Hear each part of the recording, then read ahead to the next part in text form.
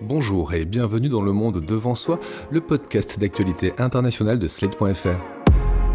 Je suis Christophe Caron et je suis en compagnie de Jean-Marie Colombani, directeur de la publication de Slate. Bonjour Jean-Marie. Bonjour Christophe. Et d'Alain Frachon, éditorialiste au Monde et spécialiste des questions internationales. Salut Alain. Salut Christophe. En 70 ans de règne, elle aura connu 10 présidents français, de Vincent Auriol à Emmanuel Macron, et 14 premiers ministres britanniques. Sur le trône depuis le 6 février 1952, après la mort de George VI, couronnée le 2 juin 1953, la reine Elisabeth est depuis 2015 le souverain britannique qui a régné le plus longtemps et ça se fête. Vous n'avez probablement pas échappé au jubilé de platine car c'est un événement qui mobilise les médias du monde entier et particulièrement les Français. 70 ans de règne, 70 ans d'histoire, celle du royaume évidemment, mais aussi celle d'une famille dont on connaît tout, des joies et des peines.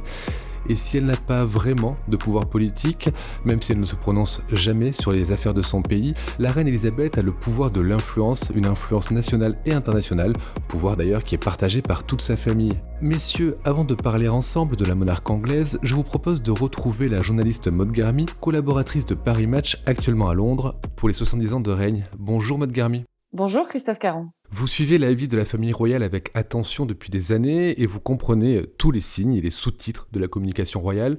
Première question, comment avez-vous trouvé la reine lors de ses apparitions et comment comprenez-vous le communiqué de Buckingham pour justifier son absence à la messe du vendredi, communiqué qui parle, je cite, d'inconfort ?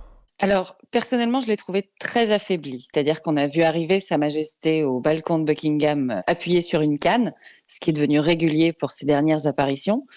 Et elle est très frêle depuis la mort du prince Philippe. On sent quand même qu'elle est de plus en plus amaigrie.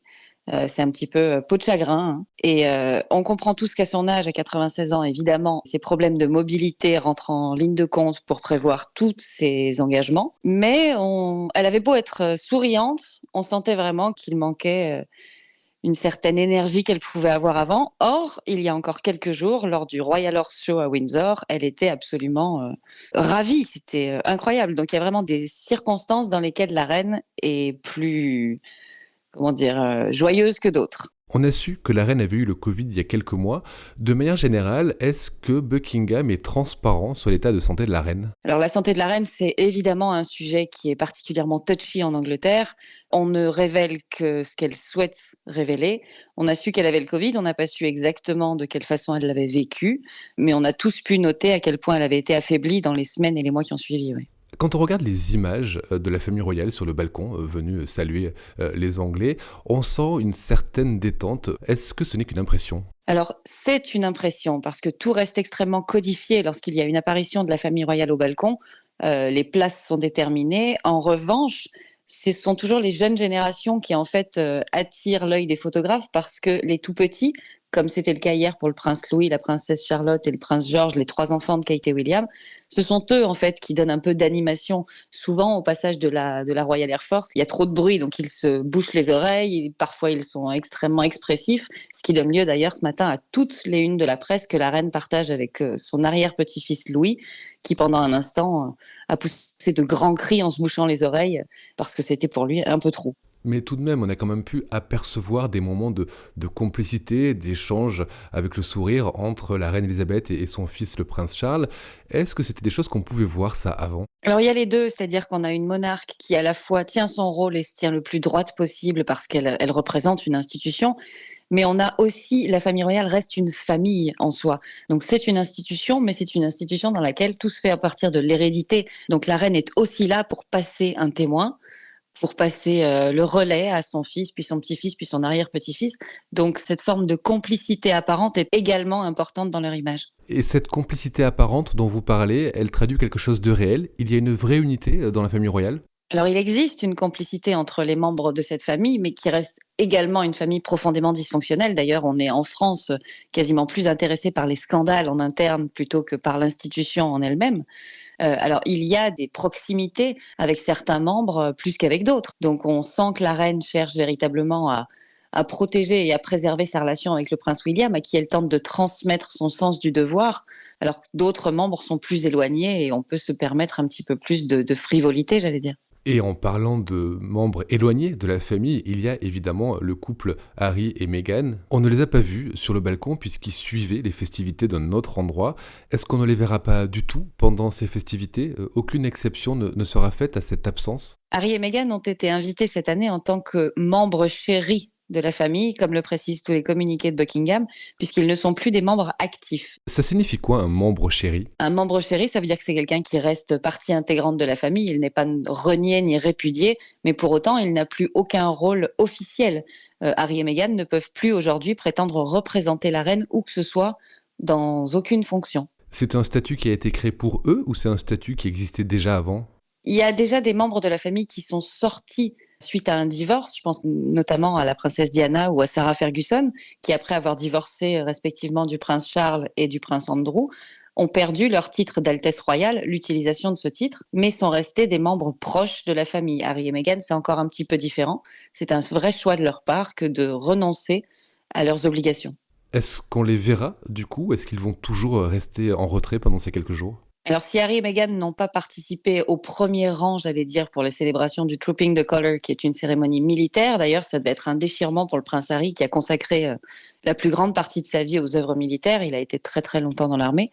Ce jour-là, donc, ils assistaient aux célébrations depuis une petite fenêtre dans le Horse Guards Parade. On a eu quelques photos, mais ils n'ont pas fait d'apparition de premier plan. En revanche, j'imagine qu'on devrait les voir apparaître plutôt pour des opérations plus festives. Je pense notamment au concert de samedi soir, Party at the Palace devant Buckingham, ou encore potentiellement dimanche, il y aura une immense parade populaire dans tout Londres qui se terminera devant Buckingham. Et il est fort possible que lors de ces occasions plus élargies, on ait l'occasion de voir le duc et la duchesse en bonne place. Il a quand même été question d'une rencontre privée entre la reine et la famille de Harry. Oui, c'est vrai que les visites du prince Harry et de Meghan Markle en Angleterre sont rares, donc la reine va rencontrer à cette occasion pour la première fois son arrière-petite-fille, Lilibet, qui tient d'ailleurs son prénom du surnom de la reine. Et il se trouve que ce sera son premier anniversaire le samedi 4 juin, donc une rencontre en privé a été organisée au château de Windsor pour que la famille puisse se réunir. Et j'imagine qu'à cette occasion, une photo officielle sera diffusée quelques temps plus tard. Alors il y a un autre absent, cette absence c'est un des fils de la reine, le prince Andrew, empêtré dans des scandales sexuels. Il avait déjà été plutôt discret lors d'une précédente apparition de la reine. Là, il nous a été dit qu'il avait le Covid et que donc il ne pouvait pas assister à ce jubilé. S'il n'avait pas été testé positif, est-ce qu'il aurait pu lui aussi participer de manière visible aux festivités? On a vu le prince Andrew récemment accompagner sa maman lors de la messe en hommage au prince Philippe qui a été donnée en mars. Et en fait, cette apparition a fait scandale. La reine est arrivée à son bras et on s'est bien rendu compte à ce moment-là qu'il y avait une grosse réaction du public qui était contre cette apparition d'Andrew. Et je pense que le palais en interne a cherché une façon ou une autre de faire en sorte qu'il ne soit absolument pas au premier plan lors des célébrations du jubilé qui aurait pu donc porter atteinte et faire de l'ombre à ces immenses festivités. Donc ce test positif au Covid tombe remarquablement bien en termes de chronologie. Quelle est l'ambiance actuellement à Londres? Est-ce que tous les Anglais font bloc derrière la reine et la monarchie ou est-ce qu'à cette occasion des 70 ans de règne d'Élisabeth, quelques voix se font entendre contre le principe même de monarchie et de famille royale? Si tous les Anglais sont toujours prêts à faire la fête et ne rateraient pas une occasion d'aller trinquer au pub, en revanche, tous ne soutiennent pas l'idée de la monarchie. Et d'ailleurs, je pense qu'il y aura un tournant particulièrement difficile lors du décès de Sa Majesté la Reine Elisabeth II, parce qu'elle incarne aujourd'hui un siècle d'histoire, elle incarne le sens du devoir, mais qu'en sera-t-il de la suite? C'est-à-dire que son fils, le prince Charles, qui est son héritier direct et qui doit prendre la suite, lui n'a pas du tout ni son capital sympathie, ni son pouvoir symbolique, j'allais dire. Donc ça va être très compliqué pour la monarchie de survivre à Elisabeth II. Et il n'est toujours pas question, évidemment, de sauter le tour du prince Charles pour passer directement au prince William, qui lui est quand même beaucoup plus populaire. Si la reine Elisabeth, elle, n'abdiquera jamais, à moins de perdre vraiment la tête et d'instaurer une régence, elle l'est à son sens, au sens religieux du terme. Elle a été couronnée. Pour elle, ce serait un péché que d'abdiquer.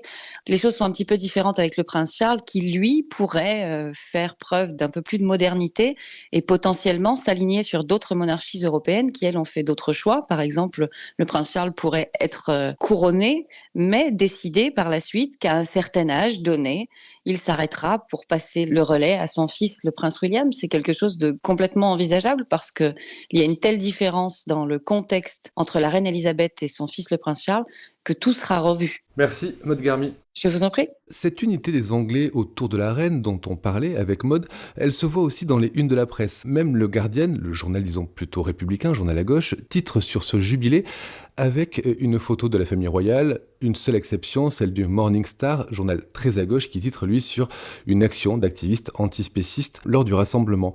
Ça vous surprend toujours cette unité de la presse anglaise et même du peuple anglais derrière la reine, Jean-Marie ? Alors l'unité de la presse, non, la presse peut être plus nuancée.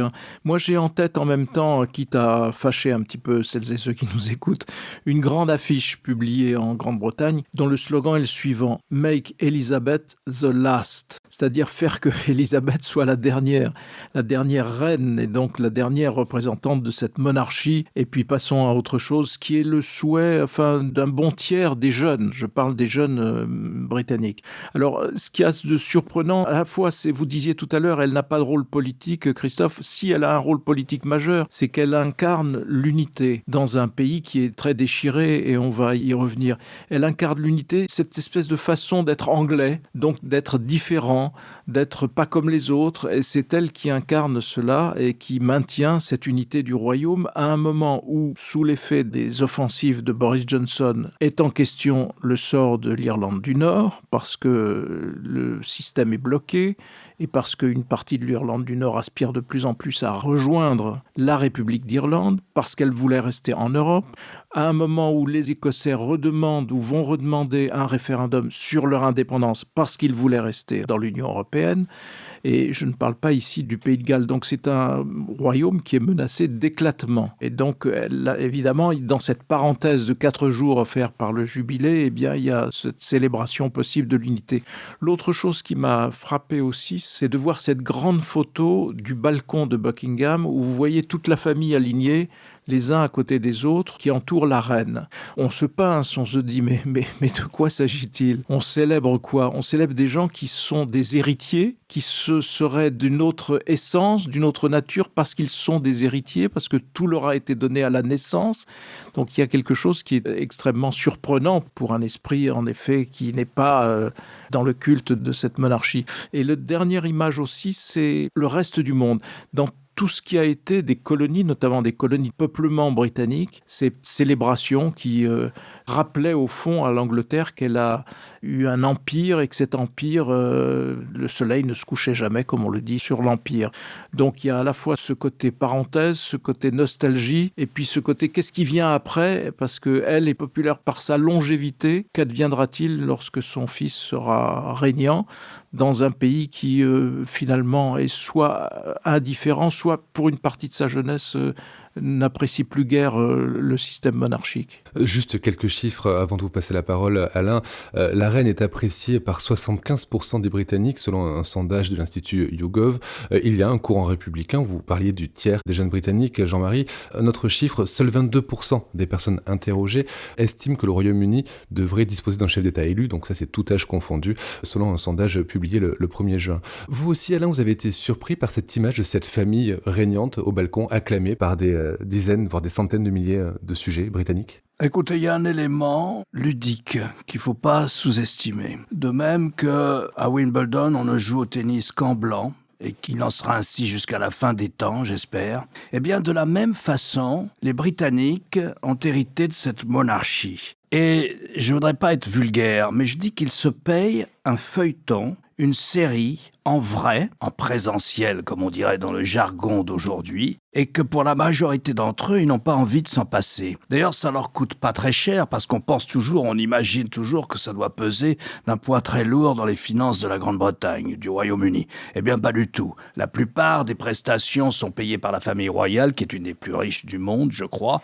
et donc elles ne pèsent pas beaucoup, ou de moins en moins, dans le budget de l'État. Parce qu'elle a compris, et ça s'est passé à un moment charnière de l'histoire moderne des Windsor, c'est-à-dire à la mort de la princesse Diana, en 97. Et là, sous l'influence de Tony Blair, la reine Et la monarchie, cette institution extrêmement figée, avec ses règles immuables, elle a compris qu'il fallait évoluer. Elle a mesuré la popularité de la princesse Diana, et qui était un reflet de l'impopularité d'une partie de la famille britannique. Donc ça a été une dialectique assez complexe, mais dont finalement, grâce à l'aide de Tony Blair, du Premier ministre de l'époque, elle s'en est bien sortie et elle a continué à incarner cette stabilité de l'État face à une classe politique, naturellement, qui, comme dans toutes les démocraties modernes, est beaucoup plus volatile, avec ses scandales à répétition, etc. Non pas que les Windsor n'aient pas eu des scandales à répétition, eux non plus, mais ça fait partie justement du feuilleton. Vous disiez,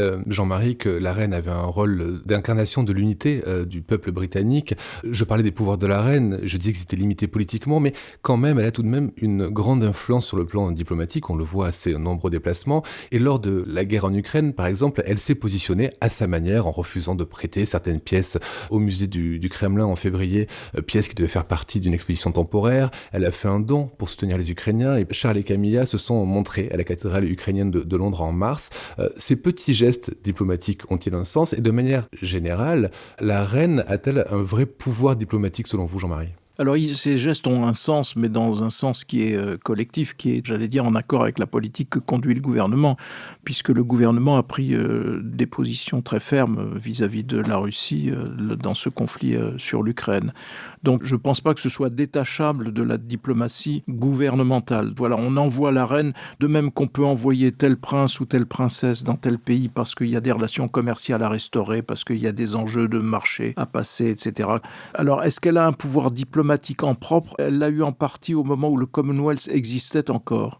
Aujourd'hui, le Commonwealth, c'est quand même quelque chose de très lâche et de presque une fiction, même si des liens subsistent, évidemment. Mais ça n'est plus, évidemment, un endroit où on peut considérer qu'en envoyant la reine ou en envoyant le prince Charles, on peut régler une situation diplomatique difficile comme ça a pu être le cas dans le passé. Je pense que cette période-là aussi est révolue, me semble-t-il. Je ne sais pas ce que Alain dit là-dessus. Oui, tout à fait. Mais je pense que c'est révolu. Alors, pas mal des anciens pays de l'Empire sont encore dans le Commonwealth, mais c'est une structure beaucoup plus souple. Je ne pense pas que ce soit une structure d'influence pour la Grande-Bretagne. Ça l'a été, mais ça ne l'est plus. Mais ça nous intéresse quand même, parce que, au fond, quand on regarde tous les symboles de l'apparat, les uniformes, les bonnets à poil, les casques à plumes, quand on visite Buckingham Palace avec le public, eh bien, on voit que tout rappelle l'Empire. Autrement dit, c'est une histoire assez curieuse. Voilà une monarchie du XXIe siècle dont beaucoup des formes extérieures, qui sont parmi les plus exotiques, les plus flamboyantes, les plus baroques, rappellent une période, c'est celle de l'Empire. Alors, on peut dire que c'est de la nostalgie, ou on peut dire au contraire que ça raconte une autre histoire. C'est que la Grande-Bretagne est devenue une puissance moderne dont l'objet est le bien-être de ses citoyens, dès lors qu'elle a accepté de se séparer de son empire. Et c'est à ce moment qu'elle devient, après la guerre et dans les années qui suivent, qu'elle devient un pays moderne, extrêmement compétitif, et qui essaye, comme la plupart des pays d'Europe, de laisser le moins de citoyens au bord de la route. C'est à ce moment-là, comme si, pour atteindre ce stade, il avait fallu qu'elle se débarrasse de son empire. Je dirais que d'une certaine manière, cette histoire est arrivée à la France aussi. Mais nous n'aurions pas l'idée de célébrer, comme le font les Britanniques aujourd'hui, notre période coloniale avec des uniformes, des bâtiments, etc. Sauf à rendre hommage aux soldats d'Algérie, du Maroc et d'ailleurs qui se sont battus pour nous pendant les guerres. Voilà un peu les paradoxes que nous raconte la monarchie britannique. Moi, j'ajouterais ce que dit Alain. Alain dit une puissance moderne, moi je dirais aussi, et une puissance moyenne. Si on regarde l'histoire telle que les historiens pourront l'écrire, le règne d'Élisabeth. Le règne d'Élisabeth commence par une reine qui, en effet, est aussi impératrice et qui dirige un empire colonial et qui se termine avec un royaume qui sera peut-être, dans quelque temps, réduit à l'Angleterre plus le Pays de Galles. c'est-à-dire 3 fois rien, enfin, par rapport à ce que cela a été. Cette espèce de rapetissement permanent avec cet épisode du Brexit qui voulait faire croire que l'Angleterre était encore une puissance globale. Elle est sûrement encore une puissance globale, certes, mais c'est pas Global Britain qui va changer le cours des choses dans le monde aujourd'hui. Donc voilà, c'est ça au fond le règne d'Élisabeth. C'est ce grand paradoxe-là. On passe en effet d'un État surpuissant et certainement marqué par des formes d'archaïsme, à un État moderne en effet, mais moyen, puissance moyenne, petite puissance moyenne, d'autant qu'elle est de plus en plus dépendante et raccordée aux États-Unis. La stratégie d'ailleurs de Boris Johnson conduit à ce raffermissement, à ce lien plus étroit encore, non plus partenaire, mais presque vassalisé de l'Angleterre par rapport aux États-Unis. Sur le rôle politique, je ne voudrais pas gâcher la fête, mais rappeler un certain nombre d'enquêtes du journal The Guardian, qui est en effet un journal qui est plutôt, j'allais dire, d'esprit républicain, qui est un journal important et très lu au-delà des frontières de la Grande-Bretagne d'ailleurs, qui faisait l'inventaire des interventions de la reine et du prince Charles sur le processus législatif, dès lors que ce processus législatif influait sur les affaires de la famille royale, c'est-à-dire les affaires, le business, soit le business agricole, ça c'est le prince Charles, soit le business tout court, ce sont les investissements divers et variés que la reine ou ses enfants ont pu faire ici et là et qu'il s'agissait de protéger avec des interventions en bonne et due forme de la reine pour infléchir le vote du Parlement. Et donc voilà, là encore, c'est cette étroitisation. On est passé d'une reine dont le rôle diplomatique pouvait être affirmé à une reine qui va influencer en effet les législateurs britanniques aujourd'hui, mais pour des petits intérêts, j'allais dire, de boutique. En tout cas, c'est ce que l'on pouvait lire de façon très argumentée et très factuellement vérifiée dans le journal Le Guardian. Toujours sur les relations diplomatiques, la France a offert un cheval à la reine, un cheval de la garde républicaine pour ses 70 ans. On va aussi planter une allée d'arbres et un bosquet au mémorial britannique dans le Calvados pour célébrer les liens entre nos deux pays. Et puis, jeudi, jour du début du jubilé, Emmanuel Macron a ravivé la flamme sur l'Arc de Triomphe en compagnie de l'ambassadrice du Royaume-Uni, Mena Rawlings. Offrir un cheval comme ça à un souverain en 2022, ça a l'air quand même un geste très suranné. Pourquoi est-ce qu'on fait encore ça ? Est-ce que ce sont des choses qui comptent et est-ce que ce sont des choses qui sont scrutées par les services diplomatiques, par exemple ? Les cadeaux entre chefs d'État n'ont jamais cessé. Il y a en Corrèze un musée Jacques Chirac qui abritait tous les cadeaux que Jacques Chirac, président, a reçus de ses homologues, monarques ou présidents ou autres pendant son double mandat. Il y a constamment des échanges de cette nature. Et offrir un cheval à la reine Elisabeth, c'est évidemment montrer que l'on sait quelle affection elle a pour les chevaux. Elle a vécu toute sa vie dans l'amour des chevaux. Donc c'est un geste, j'allais dire, de la part d'Emmanuel Macron, presque affectueux, de montrer qu'en effet, on se préoccupe de ses goûts et de ce qu'elle aime vraiment, non, Alain ? Oui, d'ailleurs, il arrive aussi à l'Élysée, dans des circonstances un peu différentes, de recevoir en cadeau un cheval. Je ne sais pas si vous vous souvenez, mais je crois que c'était un président d'Asie centrale, qui avait offert un cheval, un pur sang magnifique d'Asie centrale, à François Mitterrand, dont je n'ai pas le souvenir qu'il était fréquemment sur le dos d'un cheval, François Mitterrand. Non, il préférait les clubs de golf, François Mitterrand. Donc, je crois que c'est pas si inhabituel, l'échange comme ça de chevaux entre États. Et ça serait un mode de résolution des conflits intéressante, d'ailleurs. Pour finir sur le sujet britannique et de la reine, je voulais savoir, on a vu Boris Johnson, qui n'était évidemment pas au balcon, mais qui était dans la tribune officielle. On l'a vu pas forcément très joyeux, parce qu'il a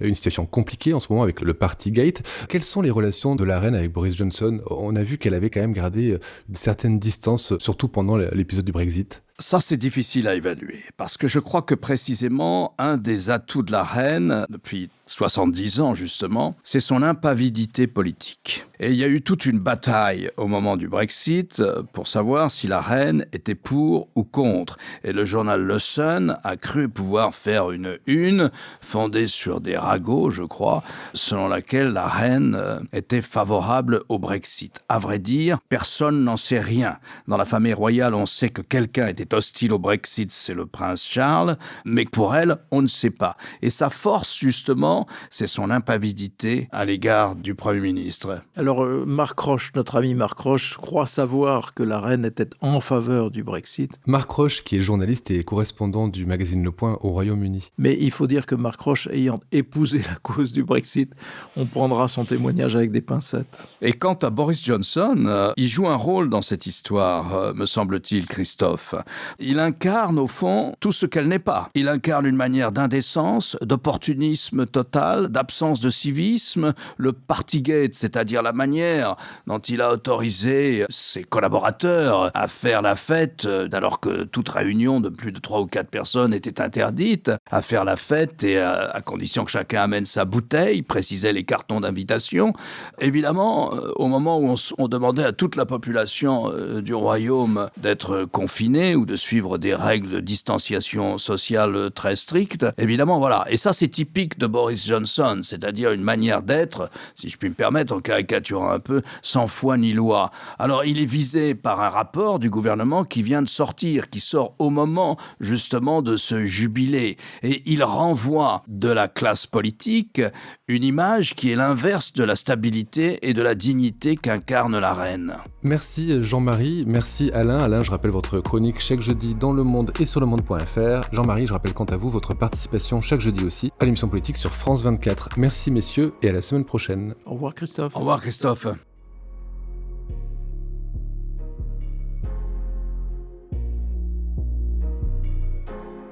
Retrouvez Le Monde devant soi chaque vendredi sur slate.fr ou votre plateforme de podcast préférée.